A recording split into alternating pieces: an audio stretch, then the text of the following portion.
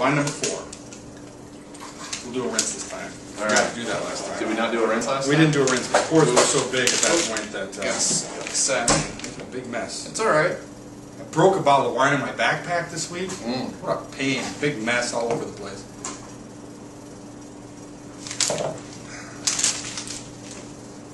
Oh wow. A little bit of oak there. Yeah. Yeah, I was going to say number 3 was steely. You could actually feel the steely sensations on the palate. Do you agree? I noticed that acidity down the sides of your tongue. I don't attribute that to steel, I guess, but I can see it being taste. All right, wine number 4. Here we go. Wow. See, this is rich. I mean, Yeah, and the oak comes across right away. Mm-hmm. But it's not too large, right? The flavors of the wine are definitely larger than the oak. Come across almost a little butterscotchy in places, but definitely more pear and lemon citrus than anything else. And to me, the oak is kind of pulling the fruit towards banana a little bit. Well, yeah, not like super rich tropical, but I'm getting that. I'm getting that scent. Maybe even a little pineapple. Now that you bring up the tropical flavors, yeah. A little on the richer side. Definitely on the richer side. We didn't rate the last wine. Oh, you're right. I was thinking about it. I was like going to say 86 points. Sure, and I'm going to go 87 because I did enjoy it. That's wine number 3. Yeah, wine number 3, 87 for me, 86 for him. Yeah, a little wonky tonight. We'll get there. We'll do this. Yeah, I like the nose. So I personally, it was oak Pinot Gris that turned me on to Pinot Gris. I think the steeliness sometimes comes off a little too grating, or there's too much acidity, or there's just not enough going on in the wine. A little more depth could help it out, sure. Absolutely. Oh. It tends to add a little body to it too, right? Isn't that good? Yeah. This tastes fantastic. Yeah, and you're totally getting the oak, but it's not washing things out.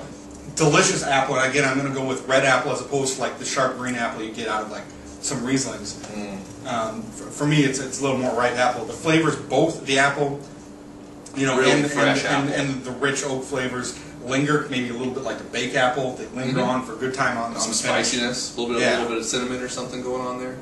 Yeah. The acidity, despite the richness, is still there. It's not quite as acidic as this one is, but it's still a well-integrated part of the structure. It's well put together. I'm feeling the acidity late, too. Yeah, good call. Agree with everything you just said. Don't really have anything to add, actually. It's really good. It just, yeah, it's fantastic. It's really good.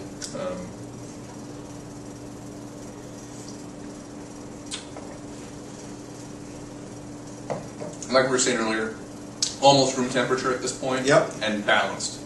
Right across the board. All the way across. Clean. The acidity doesn't even, it's just like a straight line across from start to finish. Yeah, good quality acidity, well integrated. This is, solid stuff. Yeah. So let's we gotta rate the wine. 90 points. I was gonna say that 90 points as well. Yeah. It's fantastic. Solid. There's some excitement there, well put together. Yeah. A number of different flavors. Seek number 4 out. Yep. So. Alright. So wine number 1, you can actually probably just rip it out the bottom. That is so Probably right. Oh. Look at this. Okay. Alright. Wine number 1, A to Z. $12. Chaz told me he picked this out too because A to Z is distributed nationally. So no matter where you're watching this from, there's a good chance you can get this in the area.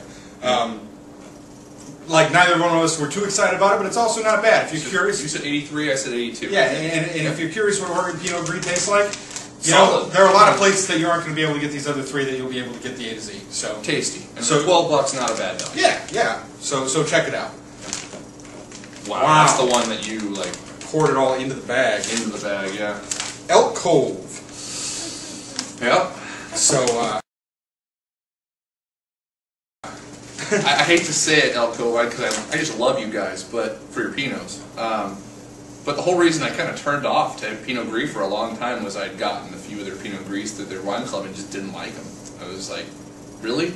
Is this what this is? So I just kind of shut my mind off to Pinot Gris for a long time and got turned back on fairly recently, and that's how the show came up. So. Yeah, and it's pretty well distributed, so you might be able to find that around too. But neither one of us were too excited about it. Yeah. If you're a big fan of it, let us know. It'd be interesting to hear from somebody who's like, yeah, that's one of my favorite Pinot Gris. Because I know that they've been put on the map for their Pinot Gris in the past. I mean, it's style thing.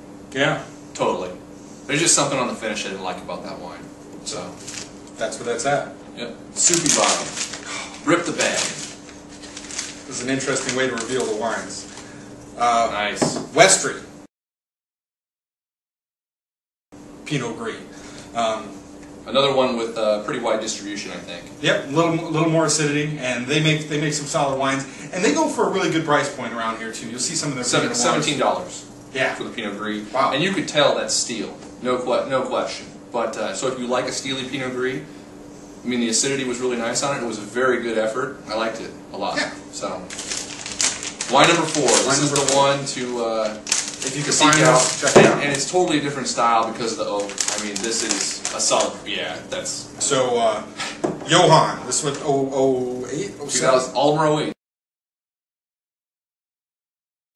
Oh, right, yeah. Johann Vineyards 2008. These are guys fairly new to making Oregon wine, and this wine blew my mind. This is the one that I think really brought both of us to Pinot Gris this year. It is, and it's on my list, I think, for the top 10 wines Both of of the us. year. It made both of our lists. It didn't make the top 3, but this would have been number 4. If we had a Wine and Serious Business number 4, that would have been it. Absolutely. And I was nervous, right, to do this blind. I'm just like, man, what if I panic? What if I'm not really feeling it at this temperature? Yeah. What are you going to do? I mean, you're going to go with what you taste. That's what you got to do. Right. But it totally held up. Yeah, and Delivered. I recommend this to anybody. Like I've had some other Pinot Gris that were oaked, like Anami makes a decent one, but still a little disjointed with the oak. Like one of them, they make a couple of them, like a single vineyard and then a standard release, like just a Willamette Valley.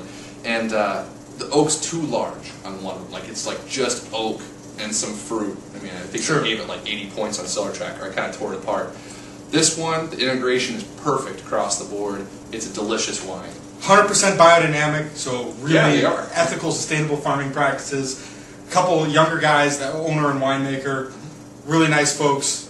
So I'm really happy to be supporting them too. Like they're really nice stuff. Yeah. I was at IPNC this year. Someone confused me for being the winemaker from there. I had to tell them a few times, like, no, I'm not that Dan. I'm not that guy. But they make great wines across the board. And if you're curious about Pinot Gris, or if you've been skeptical of Pinot Gris in the past, And you like an oaked Pinot Gris, granted. give it a try. Yeah, if you're a big oak hater, yeah, like It might be too much for you, but I don't think it would be. I think the integration is good enough, and I think the fruit stands up to the oak perfectly. So. yeah, if you're open to oak, give it a try. Yeah. It's good stuff. So All question of the day. Question of the day was so we put our top 10 list out and the top 3 between the two of us. Give that a read if you get a chance. But we want to know from you, what is the best wine? What was a landmark wine for you in 2009? And I'm not saying what's the highest point rated wine or what's the most expensive wine that you drank and enjoyed in 2009. What wine made a difference that you'll remember for the rest of your life in 2009? Well said. That's the All right. next one. Well, Happy New Year to everyone out there. Yeah. Thanks for watching our show. We really appreciate it. We love doing it. This is It's been a forward to it blast. every week. Yeah, it's pretty awesome. I cannot wait to do next year's New Year's episode. Already, I'm excited about it. Yeah. So we'll see you guys in 2010 or 2010. 2010. 2010. All right. Bye, Enjoy guys. your wine.